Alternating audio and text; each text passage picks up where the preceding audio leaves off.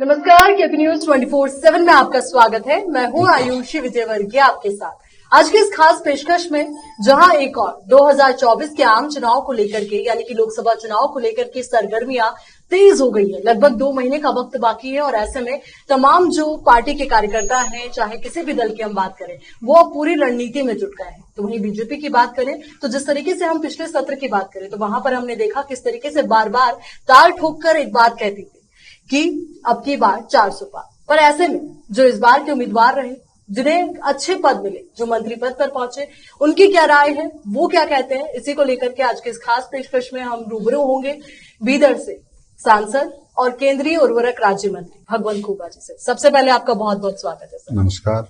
और इस खास पेशकश में मेरे साथ रहने वाले मेरे सहयोगी असलम खान। तो देखिए, सबसे पहले भगवंत खुबा जी, आप ही से जुड़ना चाहूंगी, आप ही से जानना और समझना चाहूंगी, आपकी नजरों में आपका ये लगभग 10 साल का जो कार्यकाल रहा वो कैसा रहा, केंद्रीय लेवल पर भी और बीदर के लेवल पर। 10 साल की इस कार्यकाल देश के लिए और मेरा लोकसभा क्षेत्र का जनता के लिए बहुत ही शानदार रहा। इस वजह से शानदार रहा, मोदी जी का ये 10 साल देश की अर्थव्यवस्था, देश का इंफ्रास्ट्रक्चर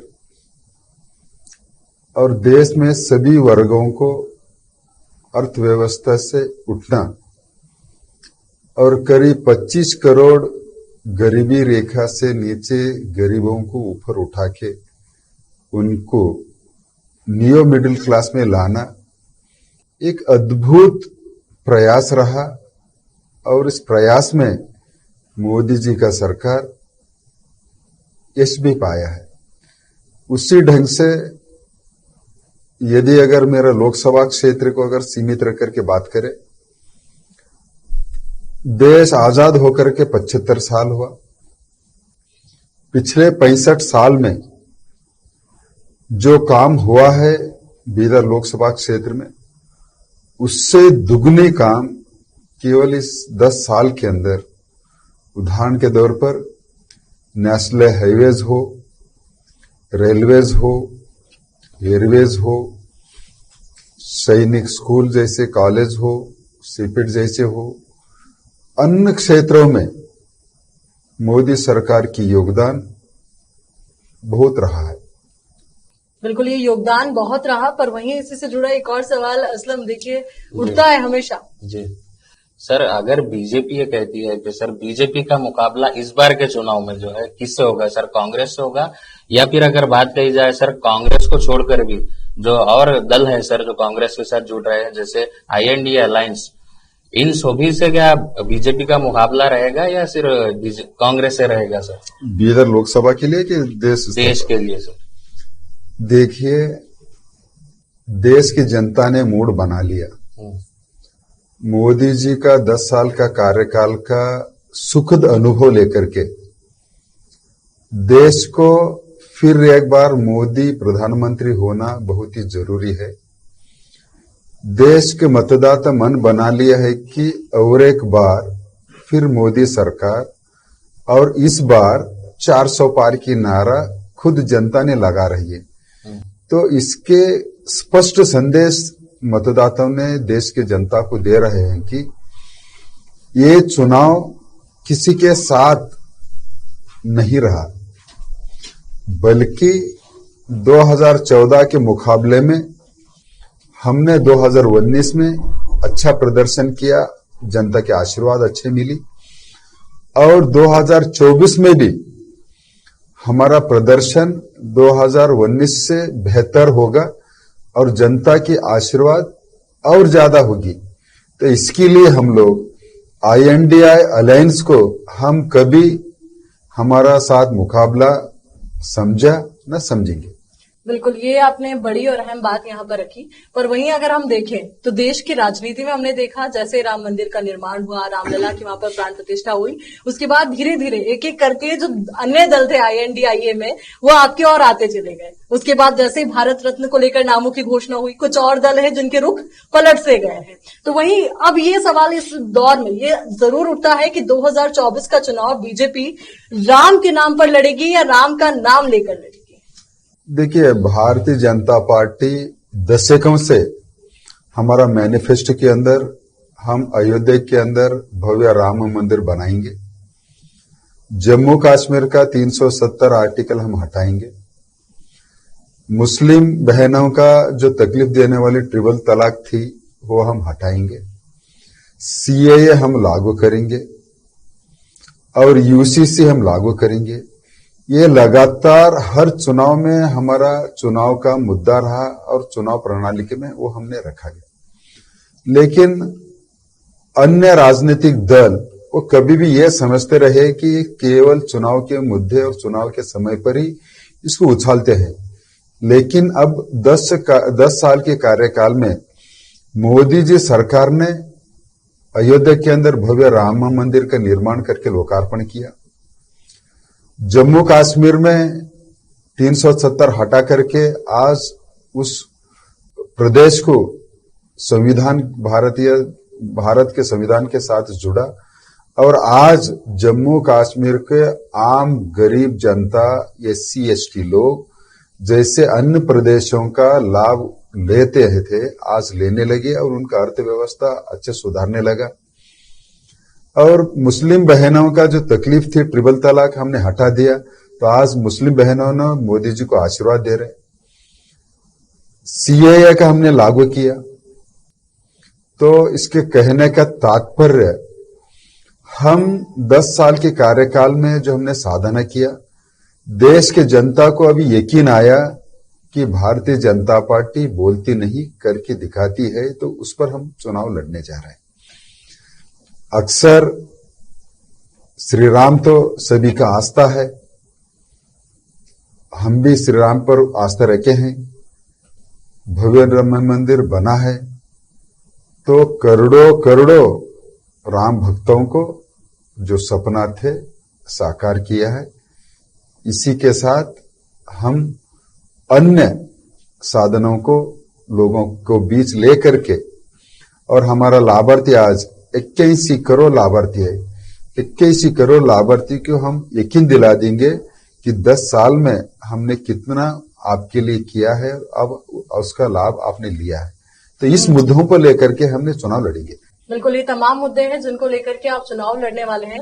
पर पिछले दिनों आपकी मुलाकात हुई गृह मंत्री अमित शाह से, उसको लेकर के कई अटकलें लगाई जा रही है, कई कयासबाजी का दौर जारी है, क्योंकि कुछ डेटा तो आपने फेसबुक पोस्ट पे या जो सोशल मीडिया पर आपने शेयर किया उसमें शेयर कर दिया कि मुलाकात के दौरान क्या कुछ बात हुई, पर उसके इतर क्या कुछ खास रहा वो भी आपसे जानना चाहेंगे। देखिए, मैं एक बीदर के MP के नाते से और केंद्र सचिव के नाते से लगातार प्रधानमंत्री जी, गृह मंत्री जी अमित शाह जी, राष्ट्रीय अध्यक्ष JP नड्डा जी, उनको मुलाकात हमेशा होती रहती है।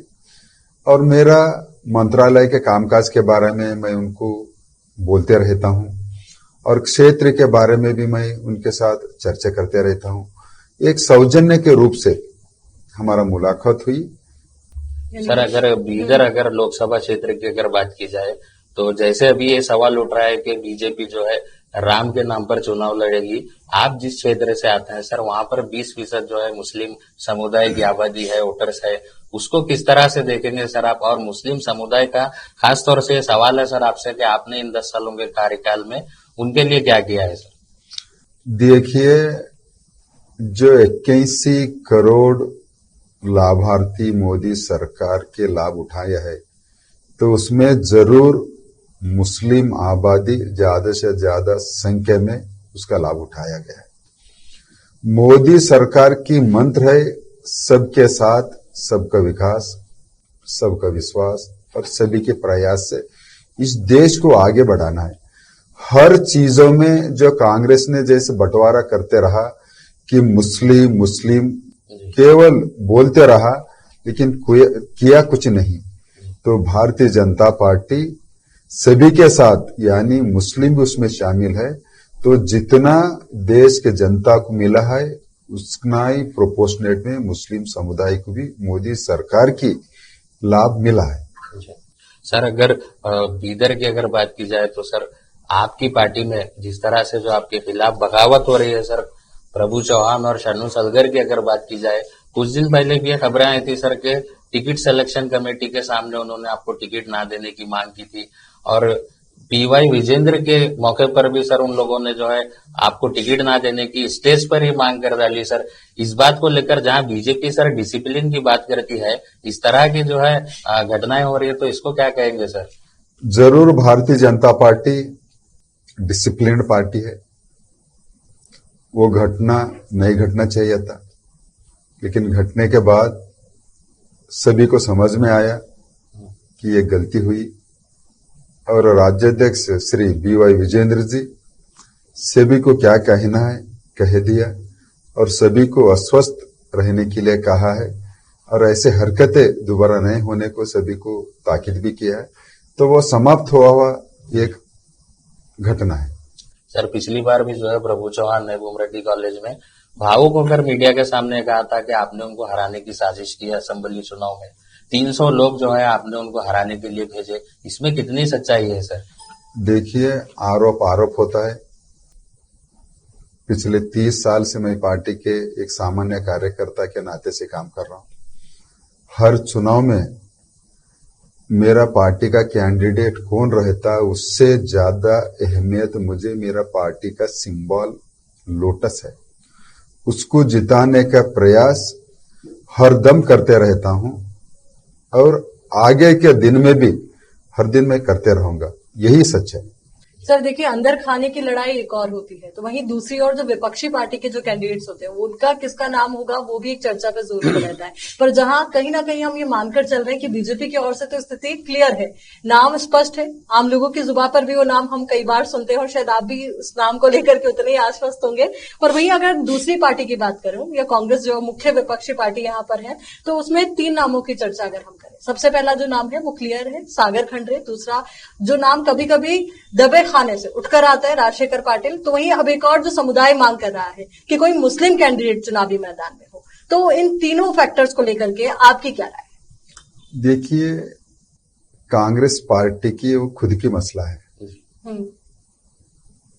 मैं समझता हूं मेरे मुकाबले करने के लिए उनको कोई कैंडिडेट अभी तक नहीं मिल पा रहा। वो खोज रहे हैं, खोज के कोई ना कोई कैंडिडेट तो मेरे सामने खड़ा तो करने वाले हैं, और मैं मेरा पार्टी के कार्यकर्ता डट के मुकाबला करेंगे, और कम से कम 2 लाख वोट से ज्यादा भारतीय जनता पार्टी यहां पर विजय होगी। सर आप 2 लाख वोट से विजय होने की बात करें, वहीं पर ईश्वर खंडरे जो है बीदर डिस्ट्रिक्ट इंचार्ज मिनिस्टर, उन्होंने हमसे बात करते हुए बताया था कि आप पर आरोप लगाया है कि कई गरीबों को देने के लिए वो कई घर जो है बीदर को सैंक्शन करा के लाए थे, उसको आपने कैंसिल किया। इस तरह के आरोप उन्होंने आप पर लगाए। देखो, 10 साल में गरीबों के लिए, किसानों के लिए, युवाओं के लिए, महिलाओं के लिए मोदी सरकार की योजनाओं का लाभ जितना मैंने ला करके लाभ पहुंचाया है, 10 साल में ईश्वर खंडरे जी ने जितना अड़ंगे डालना, जितने रुकावट डालना, सब कुछ प्रयास किया है। उसके बावजूद भी मेरा संकल्प को न धीमी कर सके, न रुकावट में रोक सके, तो मैंने उसमें निश्चित रूप से मैंने सफल हुआ हूं। उनका आरोप बेबुनियाद है, और उनका 2018 के चुनाव के समय पे जो झूठे गरीब लोगों को घर का प्रमाण पत्र देकर के चुन के आए थे, वो झूठे मैंने उजागर कर दिया। गरीबों का घर देना और उनका पैसे देने का काम अपना सरकार में तो मैं स्वयं किया है। अभी कांग्रेस के टिकट को लेकर जो सर नाम सामने आ रहा है, ईश्वर खंडरे जो पिछली बार आपसे जीत नहीं पाए, अब उनका जो बेटा है सर सागर खंडरे का नाम चर्चा में है। अगर सागर खंडरे को टिकट मिलता है तो ये चुनौती आपको दी जा रही है सर कि बाप तो नहीं हरा है लेकिन बेटा हरा देगा आपको। जनता तय करेगी। जी 2 चुनाव में बहुत ही बड़ा शानदार प्रदर्शन रहा जी और 10 साल का कार्यकाल का मेरा उपलब्धि और मेरा स्वभाव हर मेरा मतदाताओं को उसको जानकारी पूरी मिली है और मैं कैसे काम करना मेरा ढंग है वो भी जानते हैं। जी तो मैं समझता हूं कांग्रेस के कैंडिडेट भला कोई रहो, जनता निर्णय कर चुकी है। फिर एक बार मोदी जी और इस क्षेत्र से फिर एक बार भगवंत खूबा। बीजेपी के टिकट की भी अगर बात की जाए सर तो बीजेपी में भी कई लोग टिकट की मांग कर रहे हैं सर। गुरुनाथ कोल्लूर जी का भी नाम आगे आ रहा है कि वो भी टिकट की मांग कर रहे हैं। कहीं कहीं तो खबरें ये भी आ रही है सर कि शरणु सलगर ने भी टिकट पूछा है। देखिए, नाम किसी का आगे पीछे होता नहीं है। जी भारतीय जनता पार्टी में अगर लंबे समय से पार्टी का काम करते हैं कार्यकर्ता तो उसको मौका रहता है कि टिकट पूछने के लिए, और टिकट पूछने से ऐसा कोई गलत समझने का कोई जरूरी भी नहीं है। जी पूछने वाला तो पूछने दीजिए, लेकिन पार्टी सभी मायने से सोच समझ करके टिकट देती है, तो इसी के लिए टिकट पूछने में कोई गलत नहीं है। आप अपने टिकट को लेकर के कितने आश्वस्त हैं? और अगर हम बात करें केंद्रीय स्तर पर तो लगातार सब बीजेपी के लोग बोल ही रहे हैं नमो हैट्रिक, तो खूबा हैट्रिक की बात की जाए तो वो क्या है? देखिए, 30 साल का कार्यकर्ता 10 साल से लगातार क्षेत्र के जनता के बीच, कार्यकर्ताओं के बीच मोदी सरकार का सारे कार्यक्रमों को यहां पर देने में एकदम समर्थ रूप से मैंने काम किया है।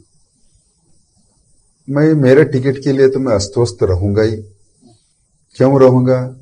10 साल के अंदर मैंने कोई भ्रष्टाचार करने के लिए मौका नहीं दिया और ट्रांसपेरेंसी एडमिनिस्ट्रेशन देने में मैंने बिल्कुल समर्थ रूप से मैंने निभाया और मेरे ऊपर कोई ऐसा आरोप मेरा विरोधी भी करने जैसा मैंने मौका नहीं दिया। और जनता के बीच लगातार केंद्र मंत्री रहते हुए भी इनके बीच रह के इनके समस्याओं को समाधान करने में मैंने कामयाबी पाई है।